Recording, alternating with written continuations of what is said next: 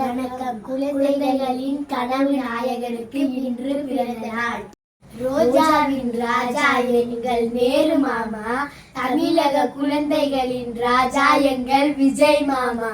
சிங்க பெண்கள் என்ற எண்ணத்தை எங்கள் உள்ளத்தில் விதைத்தவர் நீங்கள். தமிழகம் அனைத்து துறையிலும் மேம்பட நீங்கள் அயராது உழைத்திட உங்களை தொடர்ந்து வெற்றி பெற செய்ய நாங்கள் இருக்கிறோம். மாண்புமிகு முதலமைச்சர் ஸ்ரீ ஜோசப் விஜய் எங்கள் மாமாவிற்கு இந்த தாரணியின் பிறந்த நாள் நல்வாழ்த்துக்கள்.